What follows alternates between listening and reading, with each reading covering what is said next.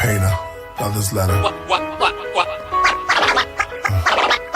I should cut my ear off like Van Gogh. Stop performing at the Klan shows. Watch myself from the audience. Play piano with lit candles. I mean, I'll still perform, but the thrill is gone. I don't feel as strong, maybe cause the wheel is torn. I clutch in a ball cause I'm sick to my gut. Then I brushed off the dust, stood up like I was touched by healing palms. I picked up my shield and 3 rocks as I'm hearing psalms. Know ye not that ye are gods? And I've been blocked by bouncers, overlooked by the announcers. I'm in the stand with the fans, which told me many of my album was like a counselor. They said songs like Then From Now got them from then to now. Even deja vu, they said the old man was you in a reoccurring nightmare where you kept coming back around. I took a picture with him, then he showed me a picture of his daughter in a cap and gown. He said he put her through college because your words stood up for knowledge.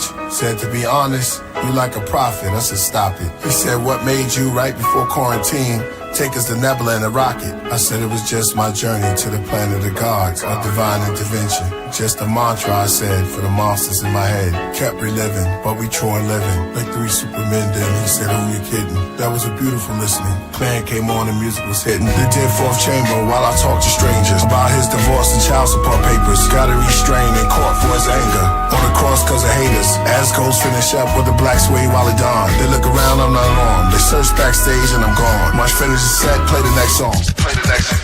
Nobody would remember. He hardly was a member. But the gods was his avengers. With the bars, always an inventor. From kindergarten to jobs at the center. From the mini-mart, parking cars for the winter. Kept a penny jar. What's the odds I get injured? Dreams of a football star was hindered. My lovers died, my brother's demise. My first son arrived in September. Virgo. No more pop locking like a turbo. Stopping in Stockton in my circles. Met Anessa, love was eternal. Ancestors, embrace her. Sword in my dreams like Jacob. Wrestle with the devils before I wake up. Or was that an angel in flames who renamed you? Kill a priest to join the Wu-Tang school. Say to them, oh son of man, now children go in the land. Now I'm on send them 5 deadly venoms.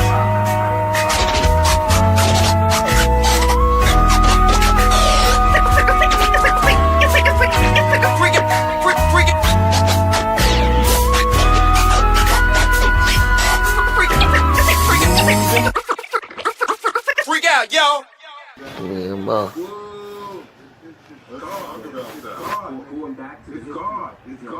Man, say what up. Huh?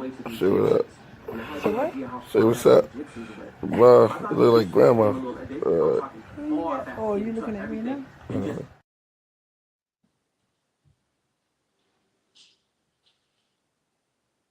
It's God. It's God. It's God. Okay. Peace and blessings to the family. Welcome to another episode of Do Not Radio. Place for now. With your host, Now Informed Live. We're here with a special guest by special request. No stranger to this platform. She was with us when all you heard was sound. Okay. You didn't even get to see us. You just got to hear us. That's how they say it down there. All you could do is hear us. You understand what I'm saying? So it becomes an honor and privilege at this time to introduce something to others and welcome back to her other platform, okay, over here with her Slum Through the Knowledge Radio, the magnificent mind, the poetress, the author, the mother. You understand what I'm saying? So many magical and mystical things. Our sister, Alyssa Michelle, up in here. How you feeling? How you I'm feeling? feeling good. It's so nice to be on your platform again. It's always a good conversation. You hear me? Yeah. Okay.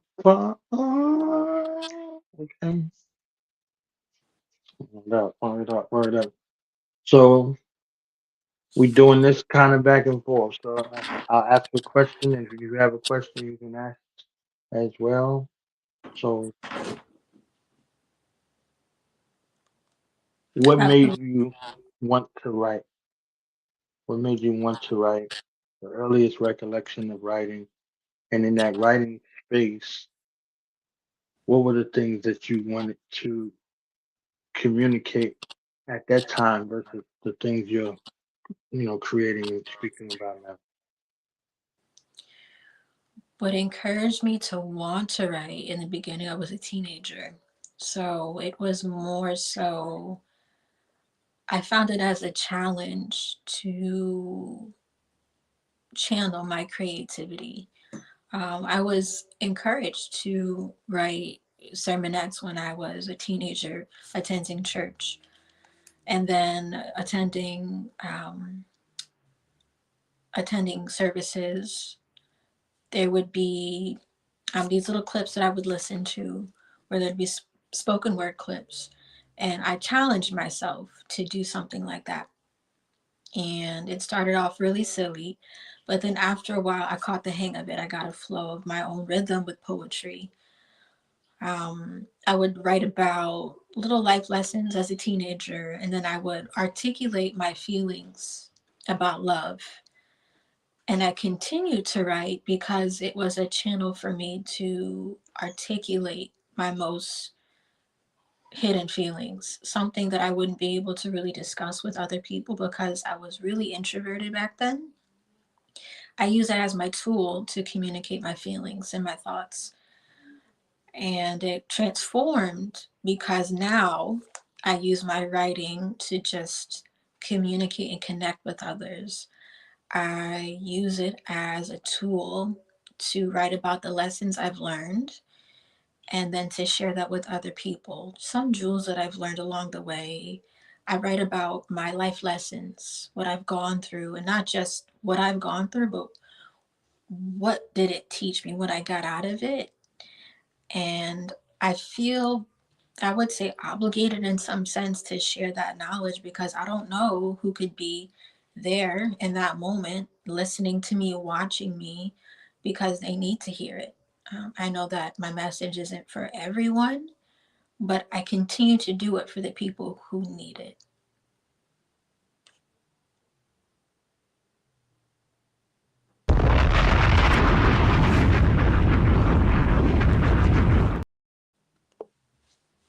The bombs is dropping early. Okay, the bombs are dropping early. Mhm. I love it. So, do you have a question or? I do. So, what inspired you to hold this space and interview others? Ah, she wanted the book, y'all. You see that? You see how quick it was? It was like, all right, I got one Let's written get down for straight you. to it. That these interactions, right? These interactions. I'm always interested in people's stories, right? I didn't watch the movies because of the movies. I watched the movies for the behind the scenes footage when they're talking about what it took to make the movie, right? So I'm Mhm. always interested in what's going on behind the scenes. Anything I could find on somebody black, I wanted to know the backstory. I Mm. wanted to know the behind the scenes. So, looking for black people to share their stories because our stories are often capitalized off of, but never received well. Like everybody's not a gangster, everybody's not a drug dealer. You understand? Like, so what about the regular people? Where are they? They exist. They're by the billions. So what about them? Where's the credence given to their story? You know, where's the hardworking family that's making things happen, that have great children? You understand what I'm saying? Like, where's their Right. story? Why does there have to be some twist and something bizarre and something crazy? What about that? So I know those people. You see what I'm saying? So I'm like, I can create a platform to celebrate those people. We can celebrate our greats all day, every day, but what about the regular people? They all come from families. What about their family? What about their story? So, Mhm. you know, building this platform over this last decade, allowed me the latitude and the space to fall back in love with story seekers and storytellers, in the righteous manner. I like that. I could definitely relate to that because you always wonder. You see them, you see certain people in the spotlight, but you wonder what it took for them to get there because Right. that didn't happen overnight. It was Right. a process. Hmm. So you performing from the jitters, I guess, from performing the first time to what was it like for you to perform the first time, and then what was it like in that moment for you performing where you was like, this is it, this is my jam right here, and I'm performing forever. now? Hmm. The first time for me performing, I was very nervous. Um, Back then, my anxiety was a bit different. We all have a little anxiety, but I was more focused on how people perceived me. I was way too focused. Um, and it was a chance for me to have my voice heard because I was so introverted again. That was a big theme in my past, being so introverted and not speaking up. So when I finally used my poetry as a tool to get on stage, it felt great knowing that here's these people want to hear what I have to say. Now it's more so, yeah, I get the jitters, but it's not like it used to be. It's more so the excitement that I get now. Um, and I knew that I wanted to continue being seen performing on stage or even on my social media platforms because um, that's the biggest way for anyone to catch a message, for anyone to hear what you have to say, is to be seen. That, yeah, I love feeling noticed in a sense for my gift. I love feeling important. Not that I need the validation, but it makes me feel like what I have to say matters. I love that. I love connecting with people with my art. But the other side of it is that I'm like, if I don't get up and share what I have to say, then how is anyone going to see it from my perspective? I continue to do that because I wanted to make sure that if people don't understand something the way I see it, that's my avenue to come in and say, hey, this is Alyssa Michelle, I have something to say. So that's what continued to push me. I love that. I'm telling you, there is nothing like being seen and heard for what you provide and who you are versus something manufactured in somebody's mind, a preconceived notion of you, or categorization or something stereotypical, just to see you authentically and Exactly. be appreciated for that. That's a beautiful, beautiful thing right there. And that's what subsequently that's what the platform is for. Like I want to see you. I don't the fluff and whatever the case may be. So there are organizations out there that may be through some artful or crafty media misdirection, they're misrepresented. So I'm like, hey, I know this can't be all to what you guys have going on. So come on, let's talk about it. And it was like, damn, like it's not a trap, it's not an interrogation. You're not trying to set me up and bombard me with weird questions or nothing. Like, no, no. If you out here helping people, our people need to know about it. So that Exactly. you out here harming people, our people need to know about it, and something else need to be done. But Exactly. if you're out here working, for the betterment of our people, then this is a place for that.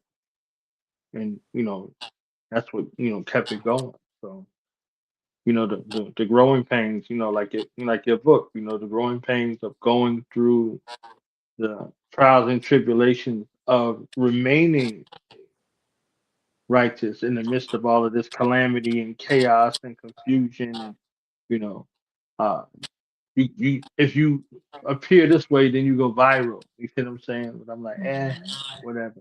Like, nah, my children watch this. You Right. understand what I'm saying? My Right. children watch this. My children watch me. My ancestors are watching me.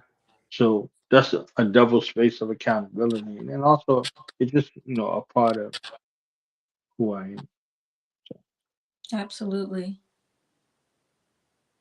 if you have another question on your list over I there, do. take So, it there. who or what was the most impactful guest or episode and why that you Good Lord, out of 4,000. have? Which one sticks out the most? Uh,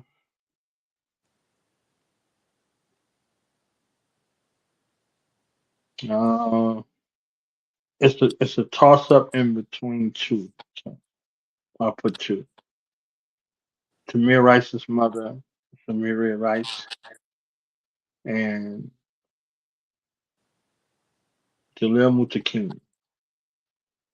They're like Mm. neck and neck, right? Because I felt his pain, Tamir Rice's pain in my heart, and I saw her face in my head, right? So she had the spirit of Mamie Till, right? Mhm. Mamie Till, Emmett Till's mother. So they're kind of akin to me, Tamir Rice and Emmett Till, right? So I would see them, and every year I would honor them, and every year I would call to their spirits, right?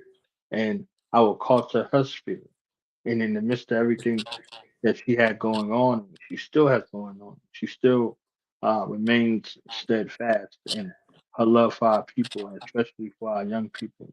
They have the Tamir Rice Foundation, and they're working to not repeat those spaces in that regard. So he's like a war hero of mine, and I was so honored to have a little bit of time with her.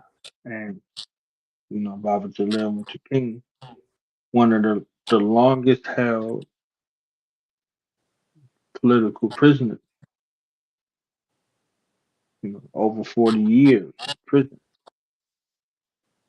So, like I said, the story behind the story, I'm like 40 something years in prison, Mm. It's a long time. away from your family, all that you knew, standing up for people, and people remember you for a little while and they forget about you. You still have to do that time. You still have to do that time under the most austere of conditions because you're labeled as a black revolutionary. You're labeled as a black supremacist.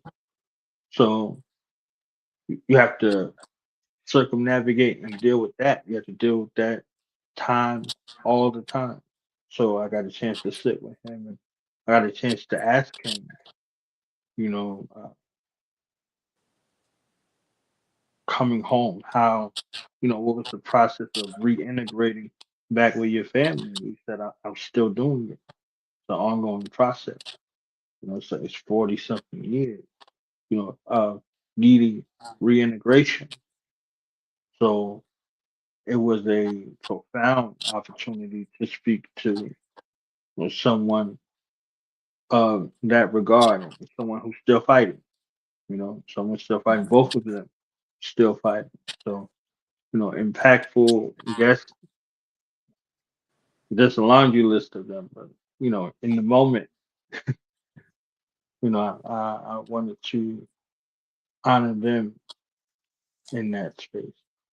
They're still here. There are people who've been on the platform and they're no longer physically here.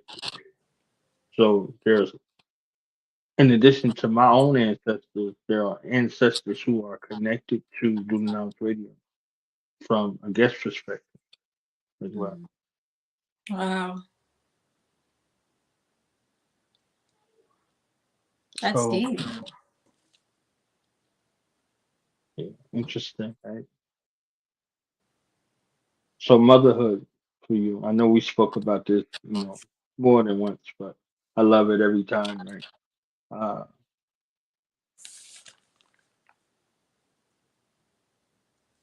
what are three of the greatest lessons that you learned in the process of going from no children to mother?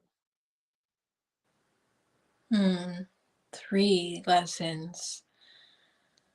I would say that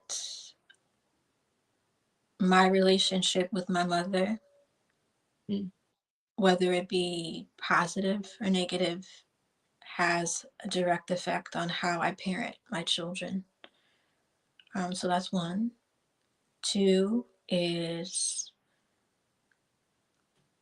I've had to learn how to focus more so on becoming a better woman than I could a mother, because it starts with me modeling that behavior for my children, because before I was a woman, before I was a mother, I was just a female. So I have to model that behavior for them as an individual. Third, I would say, I had to take a lot of accountability for myself as a parent to also model that behavior.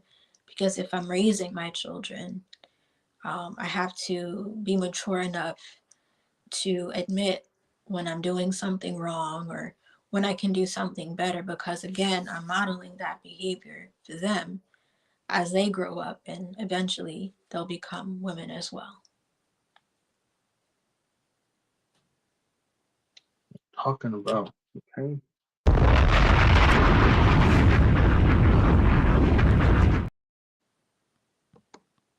To drop the bombs on it, okay? And to drop the bombs on that.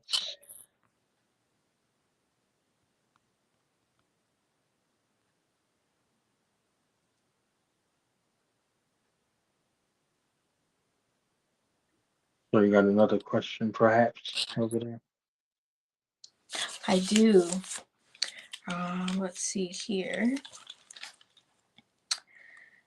Let's see. Where did you grow up, and did that affect who you became?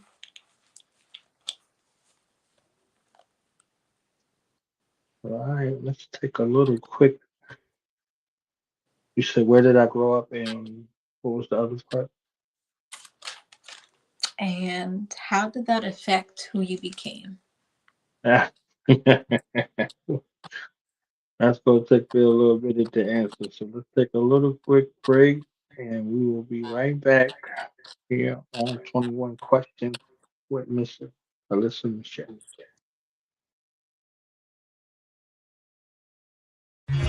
Here, the centuries of loneliness were to end. Your collection of Leonardo da Vinci masterpieces, Mr. Flint. They appear to have been recently painted on contemporary canvas with contemporary materials. Then, age, death, the taste of dust. Do you understand? You wanted a perfect, ultimate woman. As brilliant, as immortal as yourself. Your mate for all time.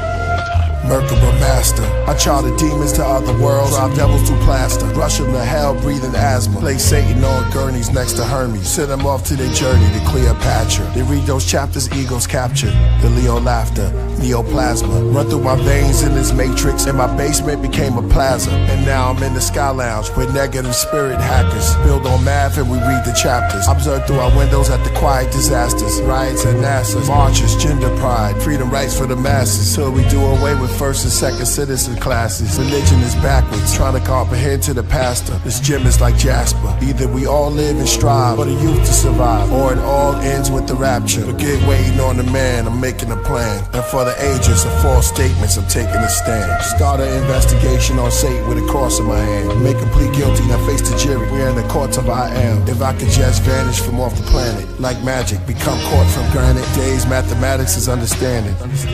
Hey, hey, did you hear? This is the perfect place to disappear. Oh, hey, did you hear? This is the perfect place to disappear. A billion stories in the naked city. Ghost told me that his best friend needs a kidney. We froze, reminiscing Tiffany in the cold. Open whiskey from the 20s in the memory. Sympathy made the angels play a symphony. Said he could've had a scholarship, toured different colleges. Now he's out of it, faded away slowly on dialysis. His name remained anonymous, but here's my acknowledgements. Street legends and hood guards. Kingdom fall into a mirage. Ghetto depression sets in. Then we place weed and cigars. A child has difficulties concentrating. From where he lives, he sees his promises fading. He sees his pops gone, his mom's is aging. She trying to stay strong for a church congregation. And meanwhile, a kid named Rico was the coke king. A lot of siblings of the dope fiends hope you scream.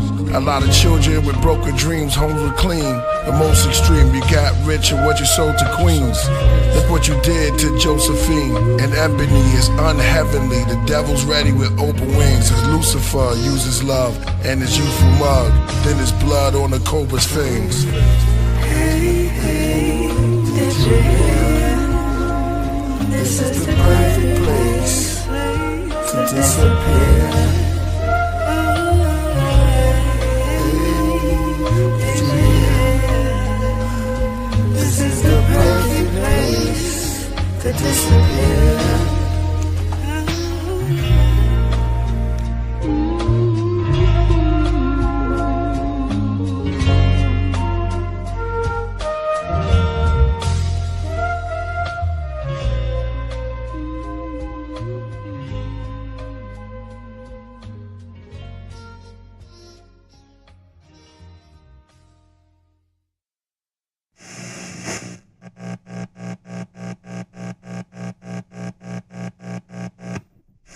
So through the mid.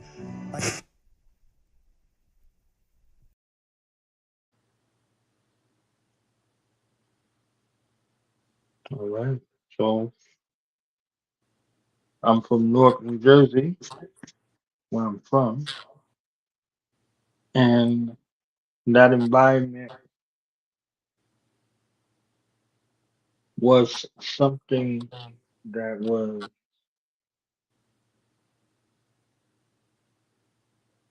ever changing.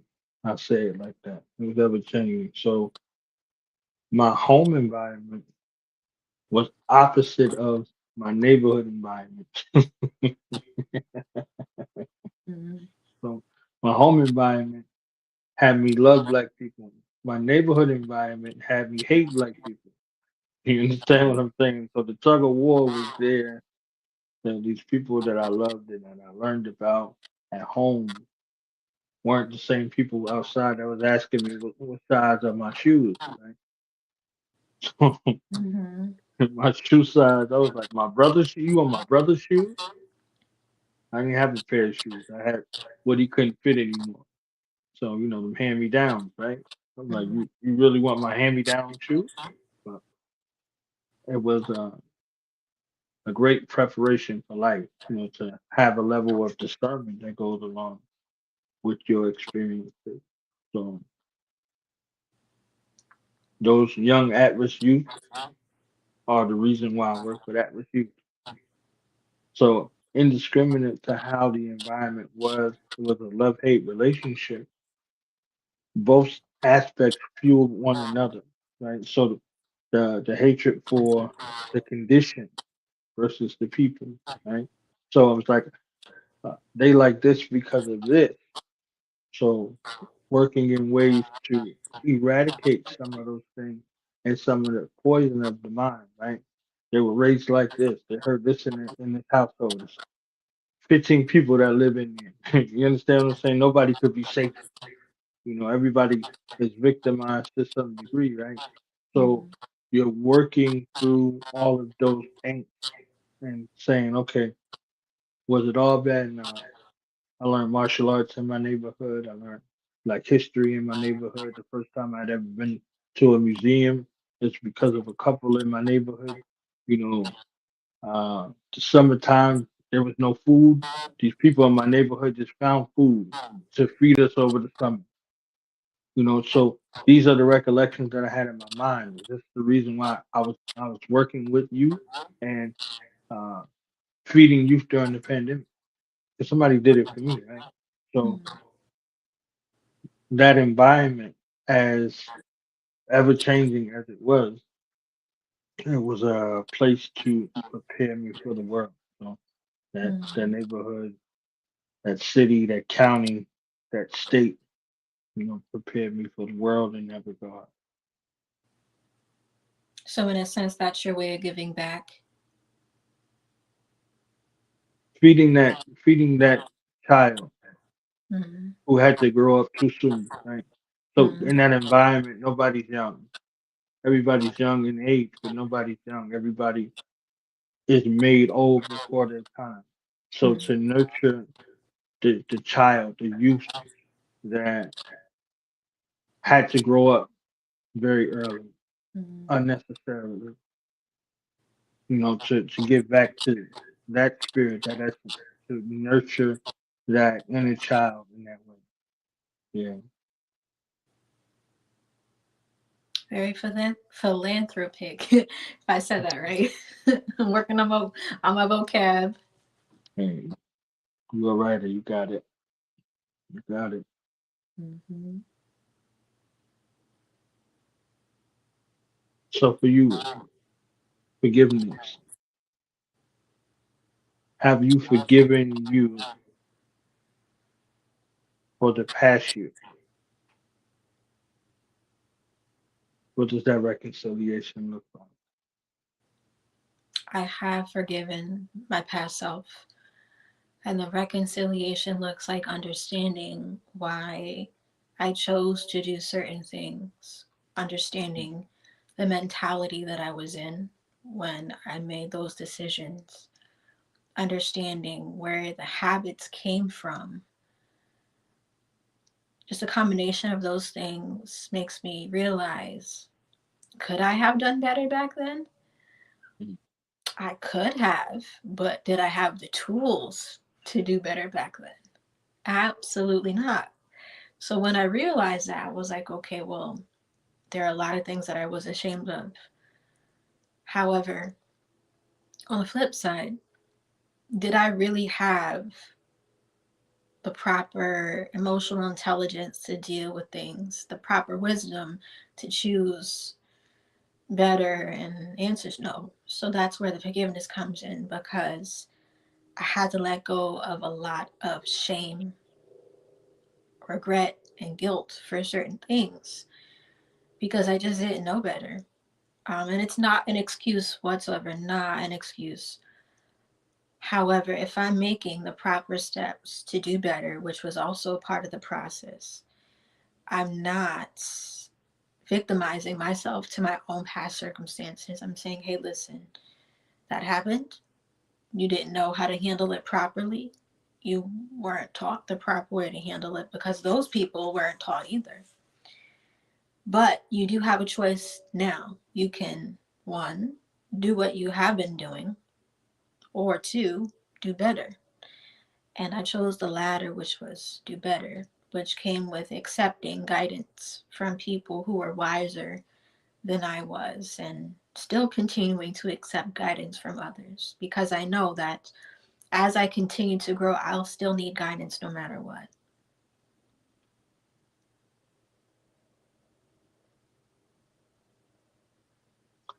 Bars are coming. The bars are coming. The bars are coming. Yes. I love that. So many of us that we hold on to it. We hold on to it and we rock it like a badge of honor. Like, did you forgive you? You can forgive people, right? All day, every day. But have you forgiven you? Do you know how to properly treat yourself? Mhm. Mm.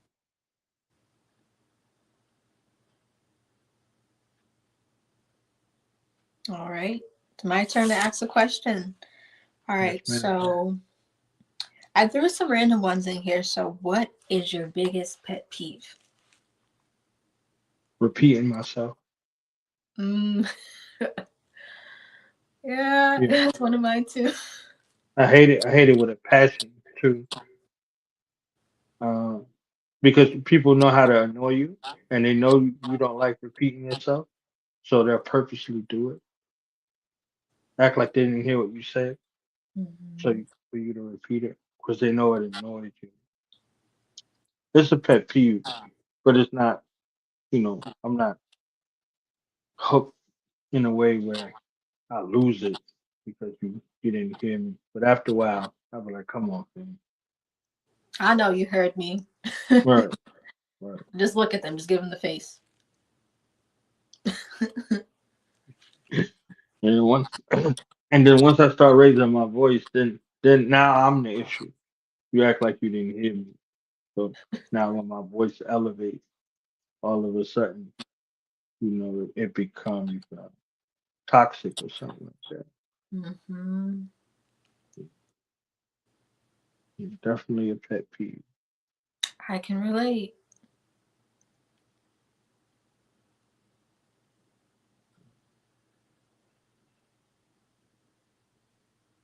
What did your healing journey look like? I'm very interested. I know, and again, we shared all different aspects about it before, but what did your healing journey look like, and what were some of your takeaways from that journey? So healing for me, it first began was really introducing, first of all, spirituality. So I've known religion. I Mm-hmm. somewhat grew up in a religious environment, not really in my home, but I had always been very drawn to spirituality in some sense. I have moved from Brooklyn, New York, up to Saratoga Springs, New York, and um, initially, we were living with my grandmother, but then we moved into a shelter that was right next door to a church. It was a Pentecostal church. So, I've always had this rooted belief in spirituality, um, just from religion. But as the years went on, I was unaware of so many things that were programmed, and it wasn't anyone's fault, it's just conditioning. Um, and it really hit hard for me. What catapulted me into healing was the loss of my youngest daughter's father. He had passed unexpectedly. Um, it's very unhealthy, a relationship that I had at the time.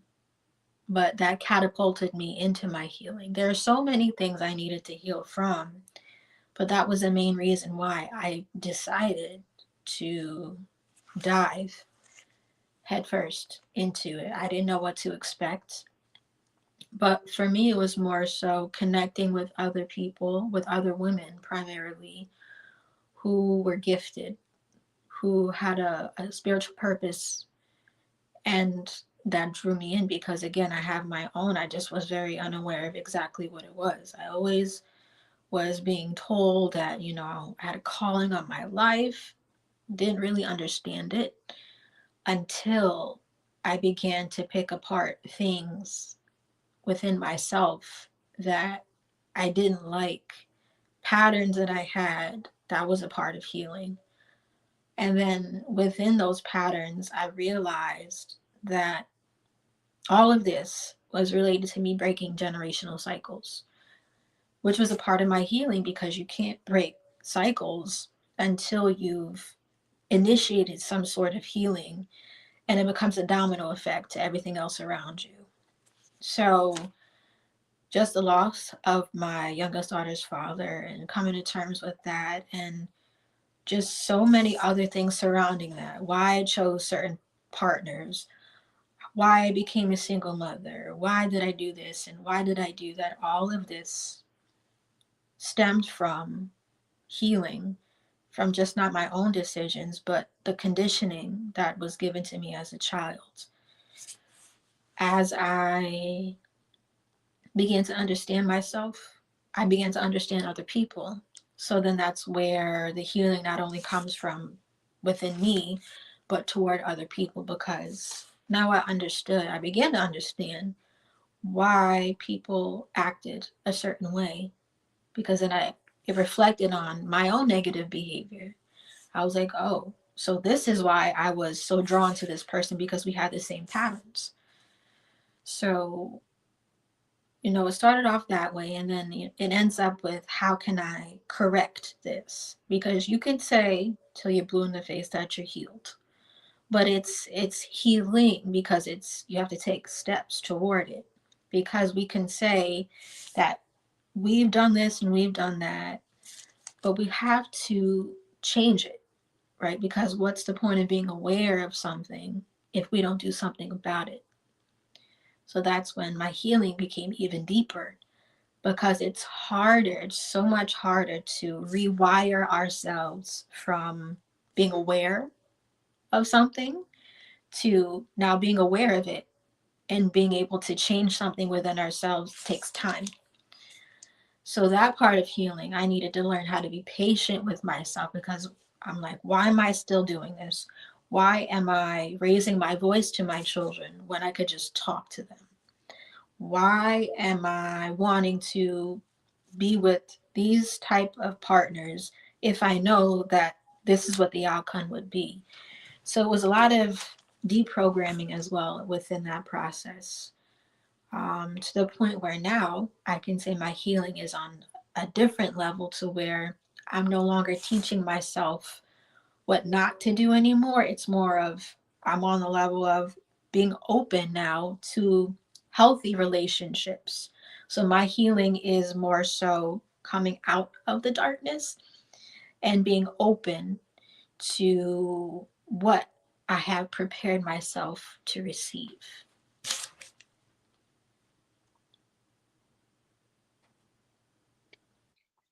I love it. Thank you. Yes, yes, yes.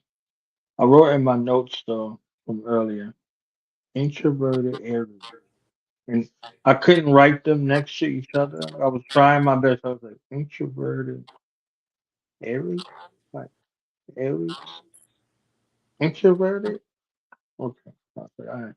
I guess, I guess. Well, I used to be introverted.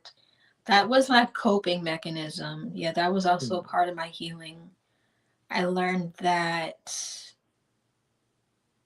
I learned how to deal with my external situations by shutting down, hmm, because I never felt safe enough to really speak about certain things I was feeling. I Back in the day, you know that saying where children are to be seen and not heard. right. Um, Whereas, I felt like I didn't have a voice. Like I had a voice, but I wasn't given the right to really openly express my feelings as a child, as a teen growing up. So I carried that same narrative into adulthood, to where I was afraid of really speaking up and being myself because of the judgment that would come from it. Hmm. So that kept me extremely introverted for some time. And what began to pull me out of that is writing and also healing. Working with a mentor right now for 7 years has been life changing. As I worked on that healing, the Myers Briggs test, the personality test. Yeah. I When I first began working with my mentor, I was an INFJ, I think it's called, but Hmm. now I'm an ENFJ. I I'm still learning about these things, but I'm a lot more extroverted now because I've worked through so much healing. So my introversion was just a coping mechanism.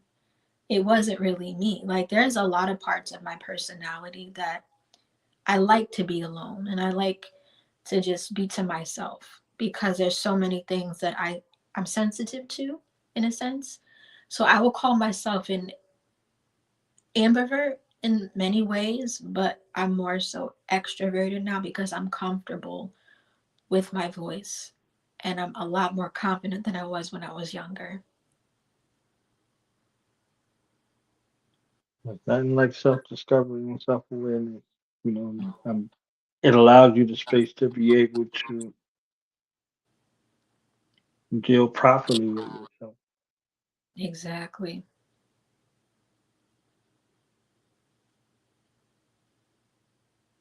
Yeah. So I'll go on to my next question if that's okay. Yes, ma'am. All right. What is your biggest passion?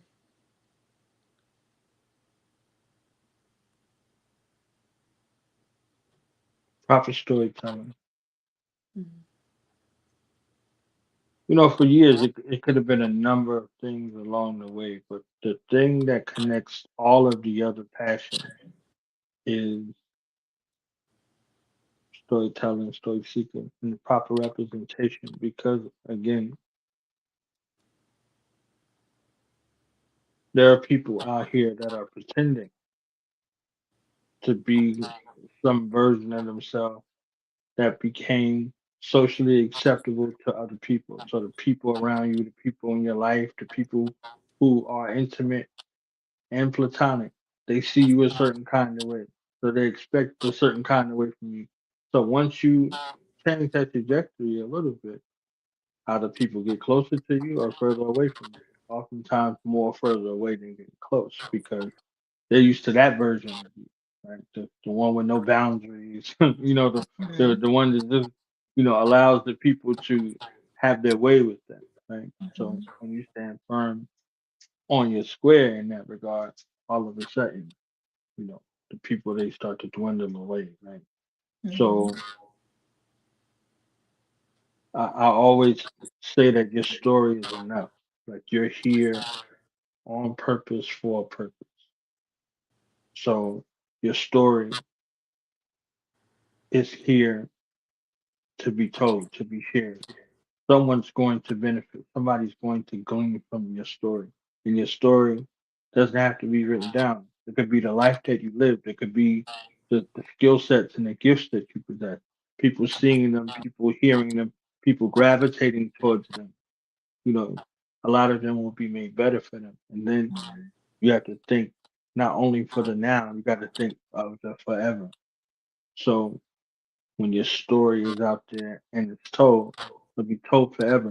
And then anybody on any timeline will be able to find it if it's powerful, if it's impactful, and it's something that they need. They'll find it, right? So they'll find you. They can find you a million years from now and be like, growing pain. You understand what I'm Mm-hmm. saying? Like, but if you didn't do it, people wouldn't know that it exists, so it wouldn't be able to be found. They wouldn't even have the articulation to describe whatever they're going through. It's like I'm going through something, but I can't put a finger on it. Right. So authentic storytelling, righteously, is one of my biggest passions because you have the right to live. You have the right to be seen and to be heard properly. You have the right to be able to express yourself in the most righteous manner for you, right? So taking that and entrusting me with that, I want to show it as authentic and as righteous, as I can.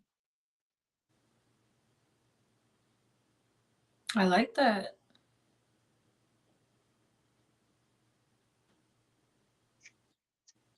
So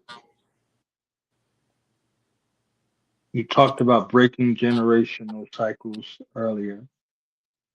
What new norms are you instituting in your family dynamic that weren't there before? And what's the goal behind them or the rationale behind them? Mm, good question. So, a big one is setting boundaries, setting healthy boundaries with not only family members, but friends, any kind of connection that I hold or we hold as a family unit here in my home. So that's one big one. Another is self care. Not, and this goes hand in hand with boundaries. If we give so much of ourselves to other people, we don't leave much room for ourselves. And if we do, we put ourselves last. And that's something that I had to understand, respecting boundaries with other people too, because I can't ask for something from someone else if they have their own boundary to protect themselves. So it's more so making sure that we draw certain lines with others because we all need to preserve our own energies and our own safety. Making sure that, we are taking care of ourselves, our mental health, our spiritual health, our physical health. That's a part of self care. Um, how are we going to regulate ourselves is another one. When we feel triggered, something that took me a really long time to do as an Aries, as a hothead, as a former hothead. Um, and I say that yes, I still get triggered, but am I going to respond in a way where I'm explosive or respond in a way where I'm always leaving a situation because I don't know how to communicate properly? So that's another big one with breaking cycles and what it looks like. Um, Meditation, it has been brought into my home. We do that off and on. Um, Pausing before responding. I've learned all of this from working just because I've been consistent with my mentor. I've learned all of these things. Coping mechanisms when we feel, um, I would say, abandoned. Abandonment runs in the family. So that's something that I had to, within myself, I had to accept my responsibilities as a mom, though I was there physically. Sometimes emotionally, I was not. And I'm just being real honest that at the time, before I began breaking all these cycles, I felt as though being a mother, because I was raising my children and still am raising my children without a partner, I felt at the time that it was more so a burden. Not understanding that I chose to be a mom, right? It wasn't just something that just plopped on my plate. I chose to do that. So this taking accountability was also a part of, bless you, was also a part of breaking a cycle. So, boundaries, self love, taking accountability, regulating our emotions so we're not flipping out when we're triggered, learning how to communicate properly when we are triggered, pausing before we speak. It's just so many things. And then acknowledging God, that we can't just go to God just because we want something. It's more so, and I've learned this through mentorship, that if we want God to say bless us with more money or a new job or a new car, partner, whatever it is, we got work to do on ourselves, because God's not just gonna give us $1 million if we're doing the work of a child. Like, we really have to show up for ourselves. So that's another thing with taking accountability, is not being lazy, right? And not just making ourselves seem victimized and thinking that everything is owed to us. That we do have to work for some things. And as soon as I learned that, there was a lot of, I shifted a lot of things in my life. I shifted my circle. I'm still shifting my circle. I'm putting myself around people who mirror those beliefs. Making sure that I put myself around people who actually value me, not for what I can do for them, not for how much I need to prove, but just for who Alyssa is. And I'm teaching my daughters that as well, that you shouldn't have to feel like you need to prove how special you are to anyone. You are special because you're different. You don't have to, this is not like a contest. That was something else that I had to learn going through mentorship, is not feeling like I needed to compete for someone's approval or for someone's attention. So there's so many things that have gone into breaking cycles. But a large part of it I've been pushed into because I've allowed myself to face all of this head on and not run from it. Um, so yeah, it's taken me far.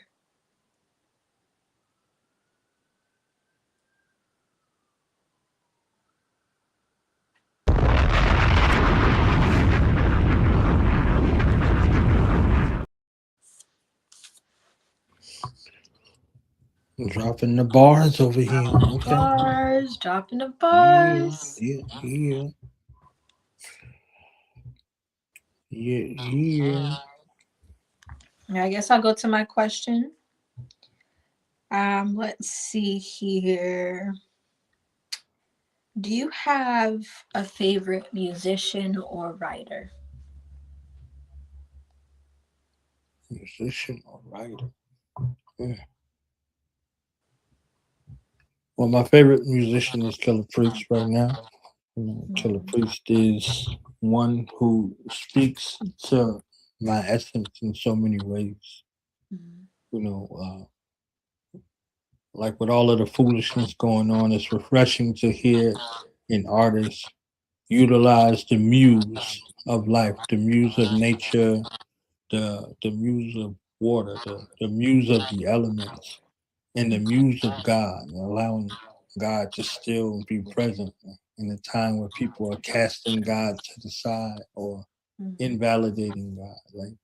So God consciousness continues to permeate, through his lyrics and how he communicates. Right? So yeah, definitely Killer Priest. As a musician, as a writer, Okay, I there like that.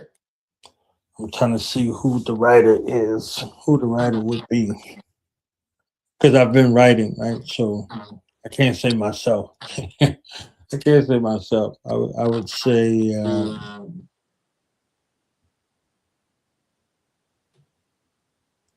for my mood. I guess it depends on my mood, Mm, the mood or what I'm interested in and learning and researching at the time. So to deal with my psychology and to understand our conditions, I think Dr. Amos Wilson is one of my favorite writers. Even though he writes like a psychiatrist, psychologist, right? You can still sift through it and get through to the human space, right? Many of the people who are in the scholastic environment, they go in the academia speak, and they leave us by the sides. Like, all right, I got a textbook. So the doctors are writing for the doctors in the room and not necessarily the aspiring doctors in the room. So he bridges a gap in that kind of way to be able to articulate, his thoughts and ideas in the framework of someone who's African centered. So he gives it to us in a way that's palatable. So yeah, mm. Killer Priest and Dr. Amos Wilson. That's what I say for All right. today. That's what I say for today. All right. So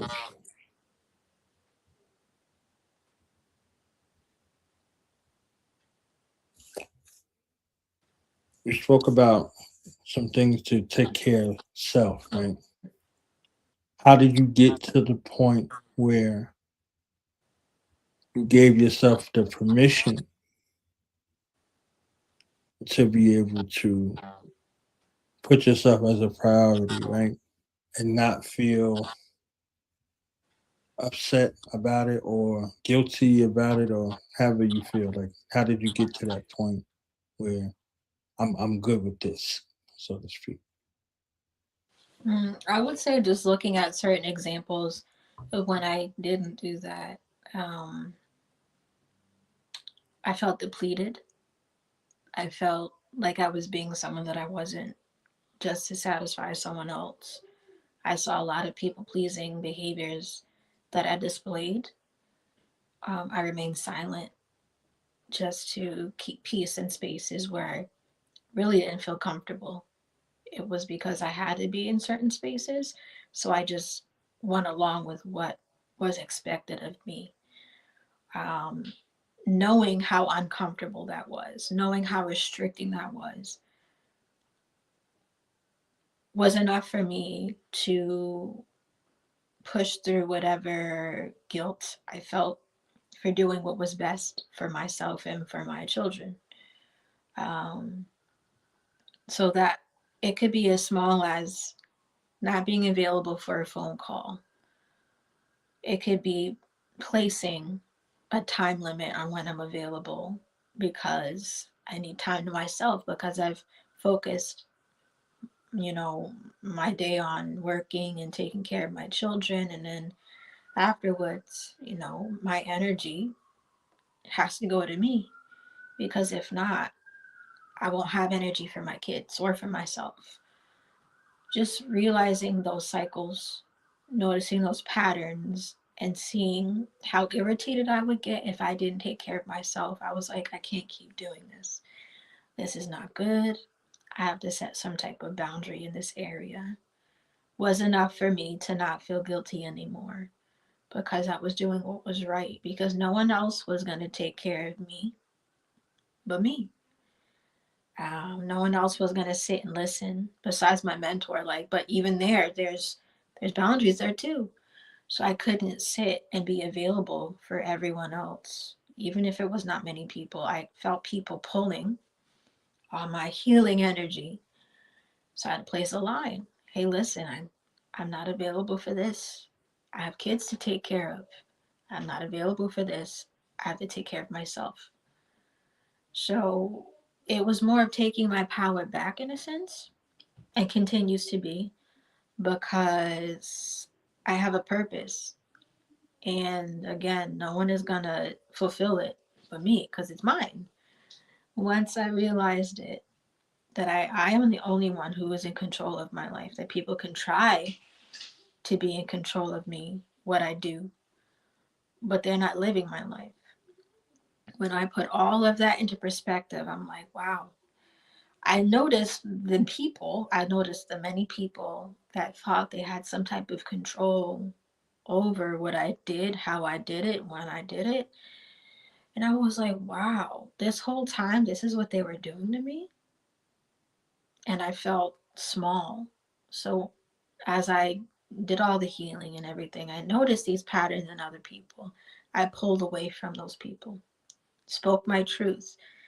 Did they like it? Of course not, because they were so used to minimizing me, minimizing my truth, minimizing my greatness.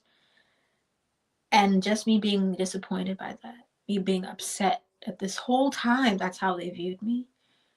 I was like, there's no reason for me to feel guilty, because this whole time they were basically manipulating me. So I don't feel bad at all for doing what's right for myself, because I need to love myself, because I'm not going to get it. I'm not going to get self love from others. I have to create that within myself. And then I'm also modeling that same behavior for my daughters, that yes, we need healthy love from other people. But when those other people go, how are you going to learn how to value and love yourself? You need to take care of you. You need to rest. You need to do what makes you feel happy. You need to take some quiet time for yourself. Those are very important, because if we don't have that, we're going to continue to welcome in these unhealthy relationships.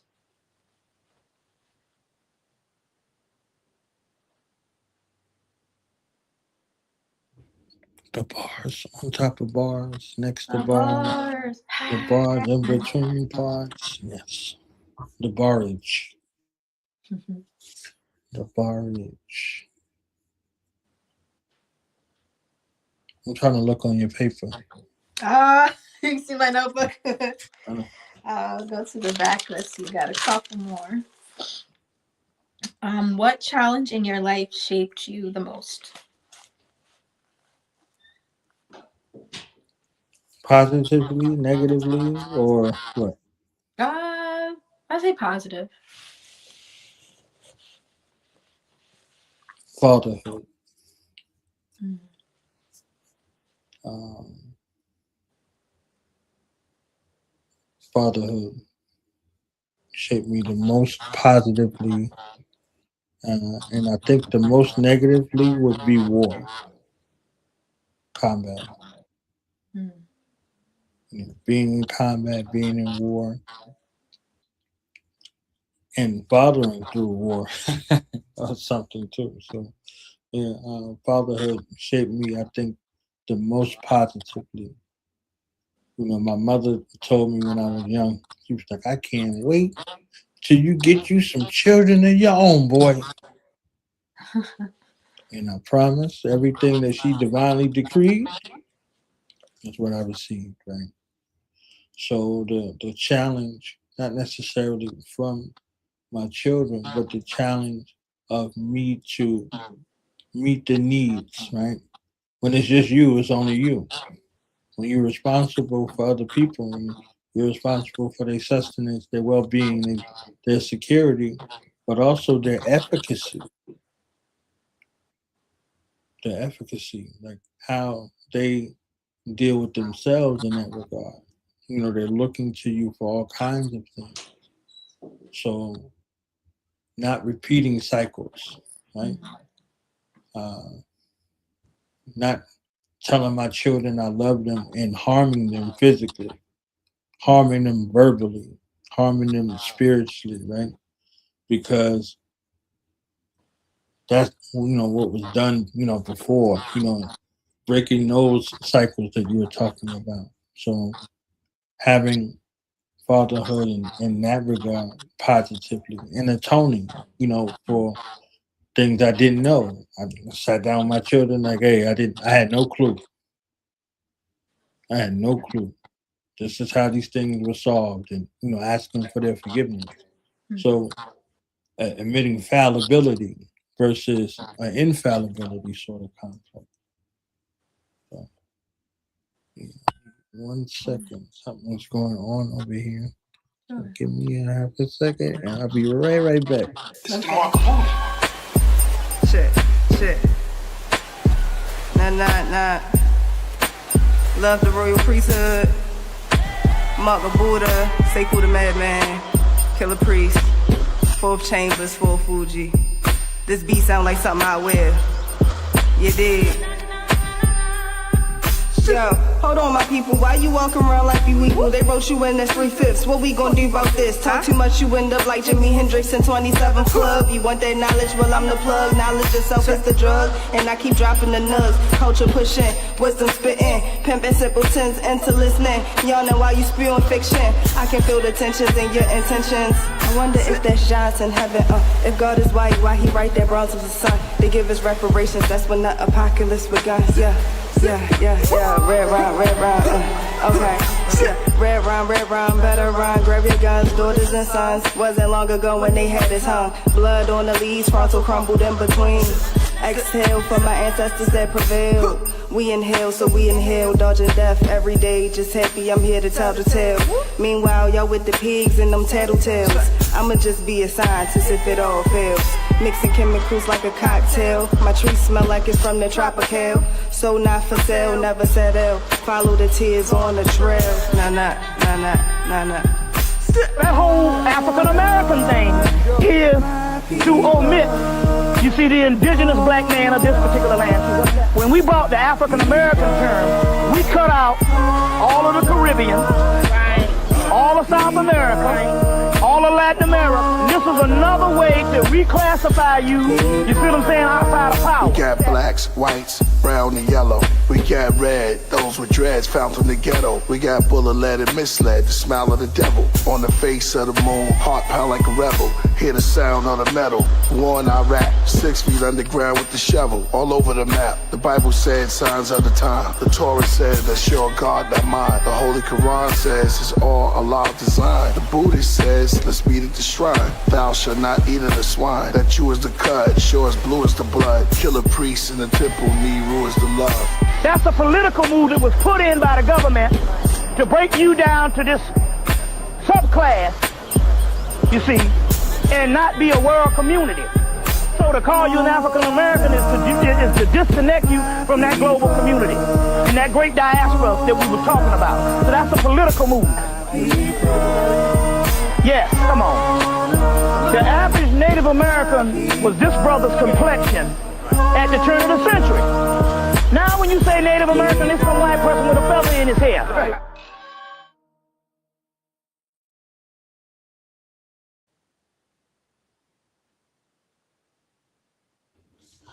All right. I'm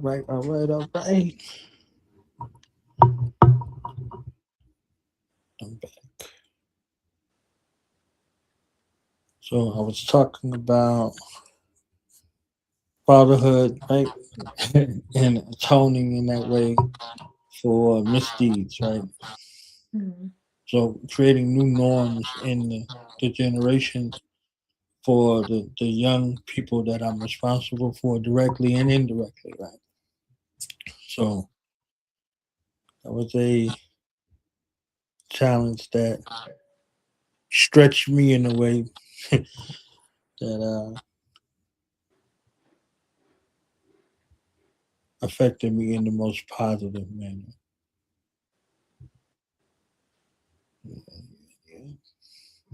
Yeah, that's impactful.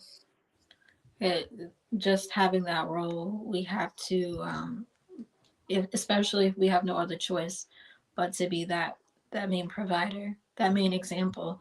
We Right. have to level up because we have people who's watching us. Yes. Mm-hmm. Watching every single solitary thing you do and say. Okay. Mm-hmm. Total recall. Mm-hmm.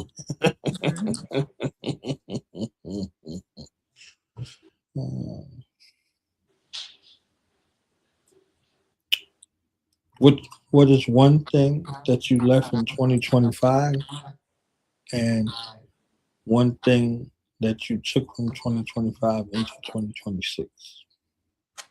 Mm-hmm. One thing I left in 2025 was the need or obligation to dim my greatness to make others feel comfortable. Something I brought with me from 2025 into the new year is the power that I have always held, that I am now allowing myself to show others, just not for recognition, but to remind other people of their own power that within themselves.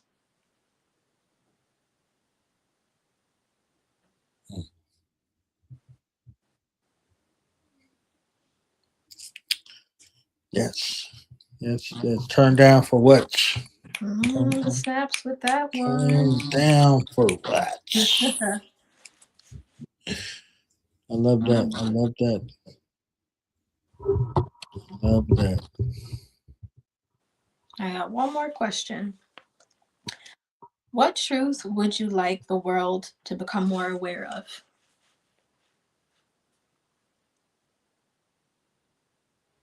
How important, how precious life is, and how we have a duty and responsibility to the earth.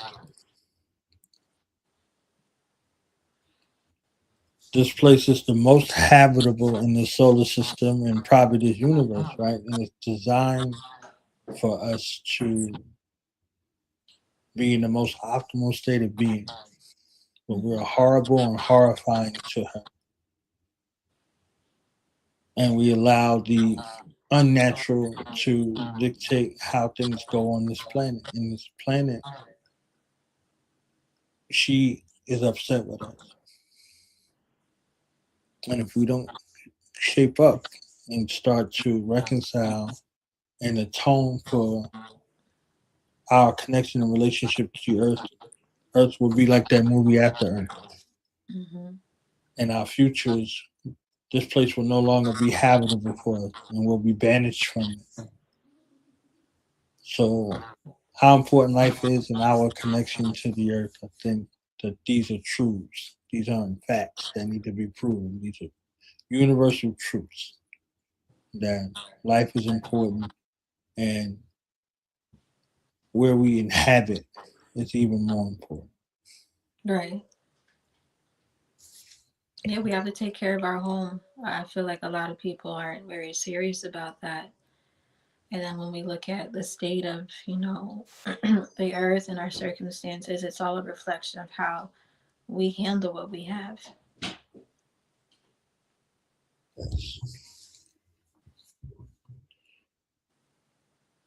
So this is kind of a question, but not really. What does 2026 look like for Alyssa Michelle? What was that? What does 2026 look like for you? Oh, 2026. I'm going to say using my voice to remind people of their power, let people know that they're not bound to the expectations of other people.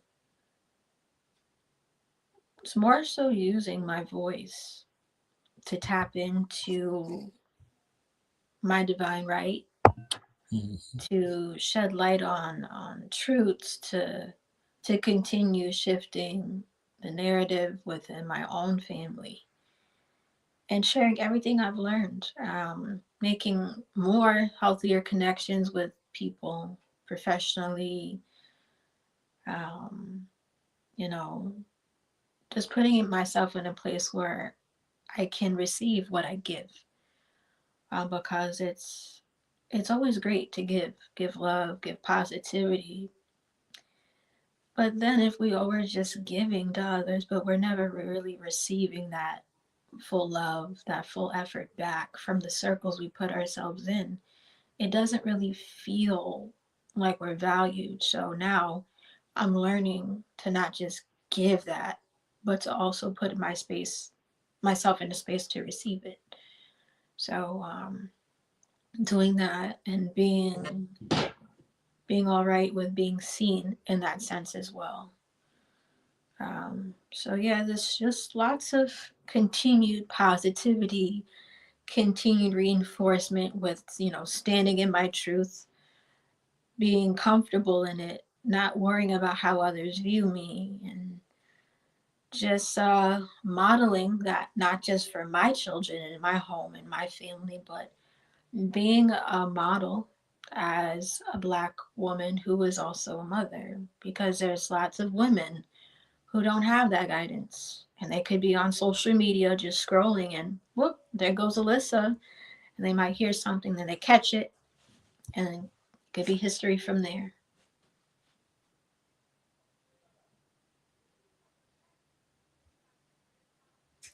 The bars on top of bars, the bars on top of bars. Any performances lined up? Performances. Not yet, but I'm sure that will happen. There's some things in the works, but I will announce them as they come. Um, I'm always open to collaborating with people if they're aligned. But more so right now, I'm focused on networking. So yeah, writing is always in the cards. It's for me, it's not really poetry. It's more so writing about my life, like narrative writing. So that's what I have lined up in the future. Dopeness. Dopeness. Mm-hmm. So, final thoughts for the family. You got any shout outs? You got anything you want to plug? Any of that? Well, always shout out to my mentor, Liz. I would not have been able to share any of the lessons I've learned or any reflective moments had I not worked with her for so long, and her having the patience enough to work with me, because I'm not always easy to deal with sometimes. So always shout out to my mentor, for sticking by me through all, my tough times. Children always going to be my number one priority. God is always the number one above anyone else. My spirit team, never alone. Seems like I am sometimes, but I quiet myself down and I say, hey, listen, without my spirit team, I don't know what I'd be able to do. So, and then, my supporters. I do have supportive people, and I'm going to acknowledge them because, they deserve recognition just as much as I feel like I deserve it. So I acknowledge all supporters, people who have always believed in me, who have never doubted my abilities. I appreciate that. Thank you so much. Boom.